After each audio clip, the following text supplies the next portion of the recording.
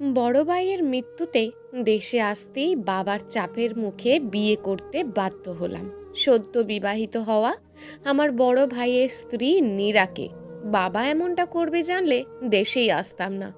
নিজেকে গুছিয়ে নিতে চেয়েছিলাম, কিন্তু তার আগেই এত বড় একটা ঝড় বয়ে যাবে জীবনের ওপর দিয়ে ভাবতেই পারিনি। 8 মাস আগেই ভাইয়া নীরাকে বিয়ে করে। এর 2 মাস পরই আমি বিদেশে চলে যাই। নীরাকে কখনোই আমি এভাবে দেখিনি, সব সময় বড় ভাইয়ের স্ত্রীর চোখেই দেখেছি। যদিও বয়সে সে আমার অনেক ছোট, কিন্তু কখনোই ভাবতে পারিনি আমার জীবন সঙ্গী তাকে করব। কিন্তু বাবার সম্মানের দিকে চেয়ে সব মেনে নিতে বাধ্য হলাম। বাসর ঘরে নীরা একা একা বসে আছে, আর আমি ছাদে বসে ভাবছি আমার জীবনটা শেষ হয়ে গেল এভাবে বাবার মুখের দিকে তাকিয়ে। না, তা হতে দেব না। আমি এবার বিদেশে চলে গেলে আর আসবো না, আর নীরাকে কোনোভাবেই স্ত্রী হিসাবে মেনে নিতে পারবো না। রাত প্রায় 2টো বেজে গেছে। আমি নিচে নেমে গিয়ে দরজাটা খুলতেই দেখি নীরা বসে বসে কাঁদছে। আমাকে দেখেই নীরা খাট থেকে নেমে দাঁড়িয়ে গেল এবং বলতে শুরু করলো, আমাকে ক্ষমা করে দেবেন, আমার জন্য আপনাকে এমন পরিস্থিতির মধ্যে পড়তে হলো। আমি এটা জানি আপনি কোনো দিনও আমাকে মন থেকে মেনে নিতে পারবেন না, আর এটা হওয়াটাই স্বাভাবিক। অন্য কেউ হলেও মেনে নিতে পারতো না, তাই আমি কখনো কোনো প্রকার অধিকার খাটাতে আসবো না। আপনি আপনার মতন চলতে পারেন, যেমন খুশি ঠিক তেমন করে।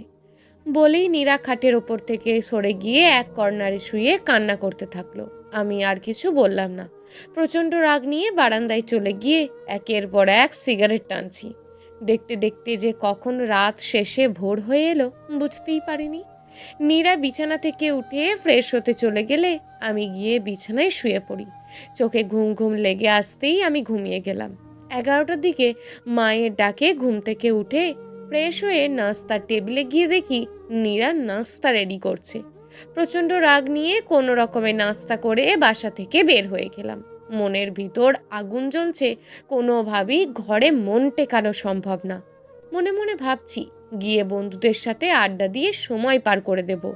যে কদিন দেশে আছি তার রাত করে বাড়ি ফিরবো যখন নীরা ঘুমিয়ে পড়বে। ওর মুখটাও আমার দেখতে ইচ্ছে করে না কেন জানি। ভাবতে ভাবতেই বন্ধুদের মাঝে চলে গেলাম। যেতেই বন্ধুরা বিভিন্ন রকমের মন্তব্য শুরু করলো।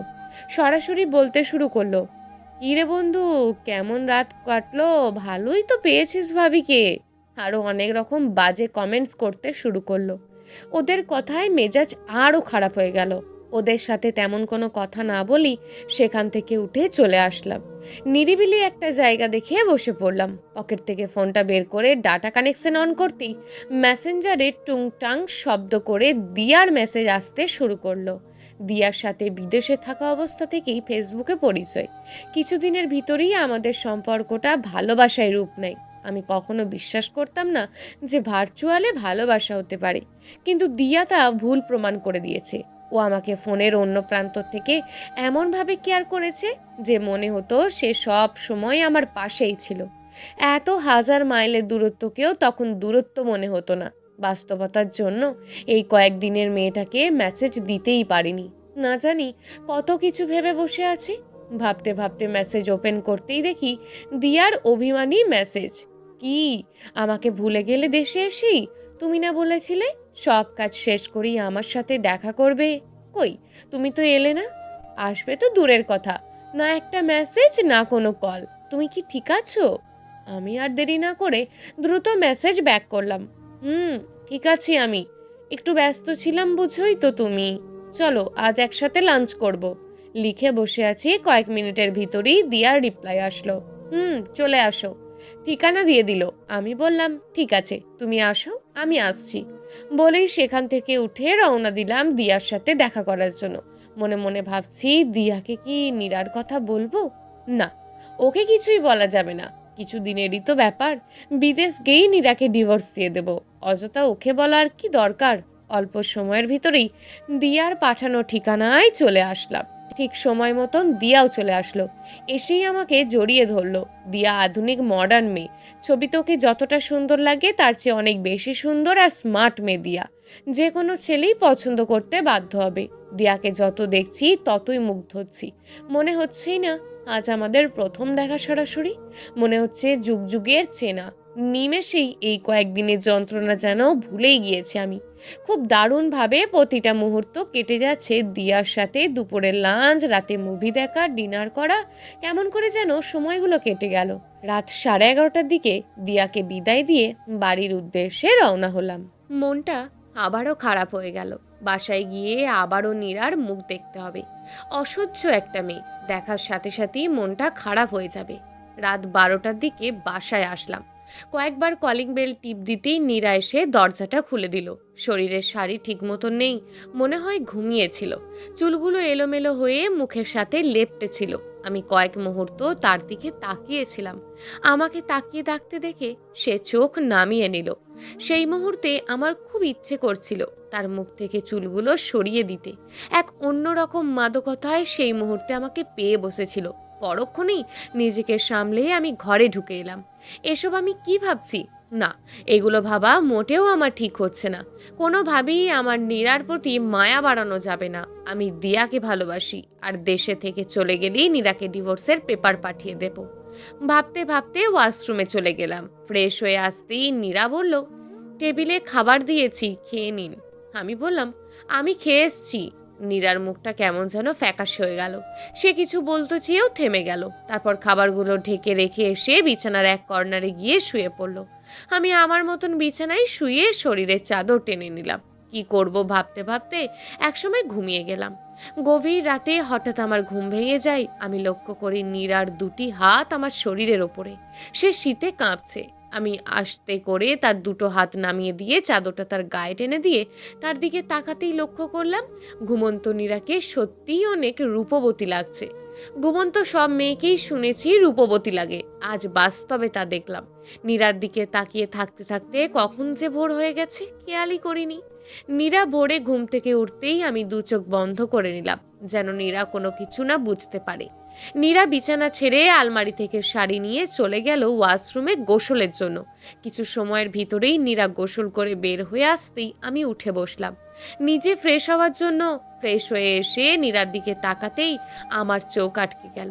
নীরার ভেজা চুল বেয়ে পানি পড়ছে। সূর্যের আলোয় অন্যরকম সুন্দর লাগছে নীরাকে। শাড়িতে যে একটা মেয়েকে এত সুন্দর লাগতে পারে, নীরাকে না দেখলে কখনোই বুঝতে পারতাম না। আমাকে নীরা এভাবে তাকিয়ে থাকতে দেখে প্রশ্ন করলো, কিছু বলবেন? আমি তার কথায় থতমত খেয়ে গেলাম। আমি কোনো কথা না বলে সোজা ওয়াশরুমে চলে গেলাম। ওয়াশরুম থেকে বের হয়ে ফোনটা হাতে নিয়ে ডাটা অন করতেই দেখি দিয়ার মেসেজ। বিছানায় শুয়ে শুয়ে দিয়ার সাথে চ্যাটিং করছি। এমন সময় নীরা এসে বলল, নাস্তা রেডি করছি, খাবেন চলেন। আমি কোনো কথা না বলে আবারও চ্যাটিংয়ে মনোযোগ দিলাম। নীরা কিছু সময় পর ফিরে এসে আবারও একই কথা বলল। মেজাজটা খারাপ হয়ে গেল। আমি খাট থেকে নেমে না খেয়েই বাসা থেকে বেরিয়ে পড়লাম। বাসা থেকে বের হওয়ার সময় নীরা আমাকে পিছন থেকে একবারও ডাক দিলেও আমার রাগান্বিত চোখ দেখে আর কিছু বলেনি। আমি সোজা দোকানে গিয়ে চায়ের অর্ডার দিয়ে সিগারেট জ্বালালাম। দিয়াকে মেসেজ দিলাম, আজ একসাথে লাঞ্চ করতে আসতে পারবে কিনা। দিয়া বলল আসবে। আমি দোকান থেকে চা সিগারেট খেয়ে বেরিয়ে পড়লাম দিয়ার সাথে দেখা করার জন্য। অনেক সময় ধরে অপেক্ষা করছি। দিয়াকে কয়েকবার মেসেঞ্জারে নক করেছি। সে শুধু বলে অপেক্ষা করো, আসছি। অনেক সময় অপেক্ষার পর দিয়া আসলো। আমি জিজ্ঞাসা করলাম, এত দেরি হলো যে? দিয়া ভুরু কুচকিয়ে আমার দিকে তাকিয়ে বলল, তুমি কি আমাকে দেখে বুঝতে পারছো না কতটা সাজগোজ করেছি তোমার সাথে দেখা করতে আসার জন্য? বাসা থেকে রেডি হয়ে বের হয়ে পার্লারে গেছি, ফেসিয়াল করেছি, তারপর তোমার সাথে দেখা করতে আসছি, আর তুমি আমাকে এভাবে প্রশ্ন করতে পারলে? আমি দিয়াকে বললাম, এত কিছু করার কি দরকার ছিল? তুমি তো এমনিতেই সুন্দর। দিয়া রেগে উঠে বলল, কি বলো? রূপচর্চা করবো না মানে কি? আর তুমি ভালো করেই জানো আমি ত্বকের যত্ন নিই কতটা। আমি আর কিছু বললাম না। আমার চোখের সামনে ভেসে উঠল নীরার মেকআপবিহীন মুখটা, যে মুখে একটা মায়াবী ভাব আছে। দিয়া বলে উঠল, এই কি হলো, চুপ করে আছো কেন? আমি নিজেকে সামলে নিয়ে, কই না তো। দিয়া বলল, চলো ক্ষুধা লেগেছে। তারপর দুজনে রেস্টুরেন্টে চলে গেলাম। খাবার অর্ডার করার কিছু সময় পর খাবার দিয়ে গেল। আমি খাচ্ছি আর দিয়াকে বারবার করে দেখছি। দিয়ার ভিতর কিসের এত অহংকার? ও সুন্দর, এটাই কি ওর অহংকার? দিয়া বলল, এই তাকিয়ে কি দেখো? আমি বললাম, না কিছু না। খাবার খেতে খেতে বৃষ্টি শুরু হলো। বৃষ্টি আমার অনেক ভালো লাগে, ছোটবেলা থেকেই খুব পছন্দ। মনে খুব ইচ্ছে জাগলো দিয়াকে সঙ্গে নিয়ে ভেজার জন্য, কিন্তু দিয়া কি রাজি হবে? ভাবতে ভাবতে খাচ্ছি। খাওয়া শেষ করে কতটা সময় বসে দিয়ার সাথে গল্প করলাম, বৃষ্টিতে ভেজার ইচ্ছেটাও আরো বেড়ে গেল। আমি দিয়ার হাত ধরে নিয়ে হোটেলের সামনে এসে বললাম, চলো আজ দুজনে বৃষ্টিতে ভিজবো। দিয়া আমার হাত থেকে টান দিয়ে ওর হাতটা সরিয়ে নিয়ে বলল, তুমি কি পাগল হয়েছো নাকি? এত টাকা খরচ করে আমি মেকআপ করে এসেছি বৃষ্টিতে ভেজার জন্য? যত সব উদ্ভট কথাবার্তা বলো তুমি সিয়াম। তোমার কি হয়েছে হঠাৎ? তুমি গ্রাম্য ভূত হয়ে গেলে নাকি? এটা কেমন শখ তোমার? দিয়ার কথায় প্রচন্ড আঘাত পেলাম, তবুও নিজেকে শান্ত রাখলাম। দিয়াকে যে ভালোবাসি। তখনই দিয়া বলে উঠল, তুমি তোমার এইসব ন্যাকামো পরিবর্তন করো, না হয় আমার তোমার সাথে আগামী পথ চলতে নতুন করে ভাবতে হবে। বলে সে একটা সিএনজি ডাক দিয়ে উঠে গেল। আমি ডাক দিলাম, কিন্তু আমার আর কোনো কথাই দিয়া শুনলো না। মেজাজটা তখন প্রচন্ড খারাপ হয়ে গেল। এত কিসেরই গদিয়ার? তারপরেও নিজেকে সামলে নিলাম, হয়তো ভালোবাসি বলে। মন খারাপ হয়ে গেল, তাই আর বাহিরে থাকতে ইচ্ছে করছে না। এদিকে বৃষ্টি থামার কোনো নামই নেই। তাই বাধ্য হয়ে আমিও সিএনজি নিয়ে বাসার উদ্দেশ্যে রওনা হলাম। বাসায় এসে কলিং বেল চাপতেই মা এসে দরজা খুলে দিল। আমি রুমে গিয়ে দেখি নীরা নেই। মনে মনে বললাম, ভালোই হয়েছে, ওকে দেখলে মন আরও খারাপ হয়ে যেত। আমি বারান্দায় দাঁড়িয়ে একটা সিগারেট জ্বালিয়ে বাহিরের বৃষ্টি দেখছি। সিগারেট শেষ করে রুমে ঢুকে খাটে বসতেই নীরার দরজা খুলে ঘরে ঢুকলো। ওকে দেখে আমার প্রচন্ড রাগ হওয়ার কথা, কিন্তু ওর দিকে ভালো করে তাকিয়ে দেখলাম পুরো শরীর ভেজা। কেমন করে যেন রাগটা কমে গেল। ও লাজুকভাবে মাথা নিচু করে দাঁড়িয়ে আছে। শরীর থেকে টপ টপ করে পানি বেয়ে পড়ছে। বৃষ্টিতে এত সময় ভিজেছে তা বুঝতে আমার আর বাকি রইল না। আমি অন্যদিকে তাকিয়ে রইলাম। ও দৌড়ে ওয়াশরুমে চলে গেল। ওর শাড়ি বেয়ে পুরো ঘরে পানি পড়েছে। আমি চুপ করে বিছানায় শুয়ে পড়লাম। অল্প সময়ের ভিতরেই নীরা শাড়ি চেঞ্জ করে তোয়ালে দিয়ে চুল মুছতে মুছতে বের হলো। নীল রঙের একটা শাড়ি পরেছে নীরা। নীল রং আমার সবচেয়ে পছন্দের রং হবার কারণে চোখ আটকে গেল নীরার দিকে। অপূর্ব সুন্দর লাগছে নীরাকে। আয়নার সামনে গিয়ে চোখে কাজল দিচ্ছে। আয়নায় নীরার প্রতিবিম্ব ভেসে আসছে। সাধারণ সাজে অপলক সুন্দর লাগছে নীরাকে। নীরার সাজা শেষ করে আমার দিকে তাকাতেই আমি নিজেকে লোকাতে চাইলাম, কিন্তু আমি জানি আমি তা পারিনি। নীরা আমার পাশে এসে বলল, আজ এত তাড়াতাড়ি চলে আসলেন বাসায়? আমি বললাম, এমনিতেই। দরকার না থাকলে আমার সাথে কোনো কথা বলার প্রয়োজন নেই। নীরার মুখটা ফ্যাকাশে হয়ে গেল। সে মাথা নিচু করে বলল, আচ্ছা আমাকে কেমন লাগছে আজ? আমি ওর দিকে না তাকিয়ে বললাম, যেমন ছিলে তেমন। নীরা আর কোনো কথা না বলে চলে গেল ঘর থেকে বাহির হয়ে। আমি মেসেঞ্জার অন করে দিয়াকে নক করলাম। বললাম, রাগ করেছো? দিয়া রিপ্লাই করলো, রাগ করব না তো কি করব? তুমি দেশে এসে কেমন হয়ে গেছো একবার ভেবে দেখেছো? কি সব গ্রামের মেয়েদের মতন তুমি আমাকে থাকতে বলছো? জানো আমার কতটা কষ্ট লেগেছে?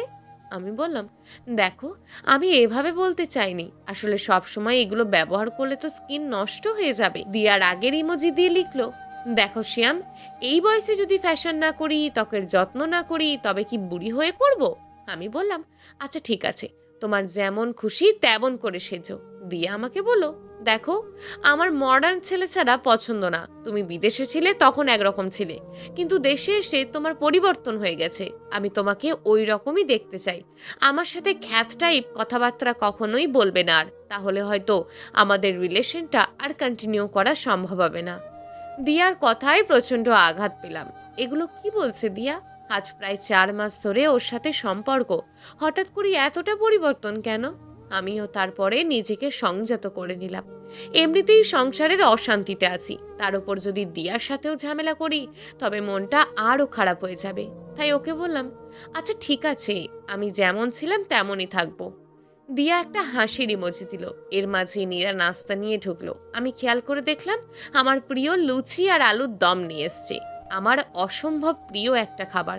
এই বৃষ্টির দিনে এমন নাস্তা মানি জিভে জল চলে আসলো। নীরা নাস্তাগুলো এগিয়ে দিল। আমি কোনো কথা না বলে খেতে শুরু করলাম। খাবারের টেস্ট আজ অন্য রকম লাগছে। মায়ের হাতের লুচি আর আলুর দম অনেক প্রিয় আমার, তাই তার হাতের লুচির স্বাদ আমি কখনোই ভুলতে পারবো না। আমি নীরাকে প্রশ্ন করলাম, লুচি কি তুমি বানিয়েছো? নীরা মাথা নেড়ে বলল, হ্যাঁ আমি বানিয়েছি।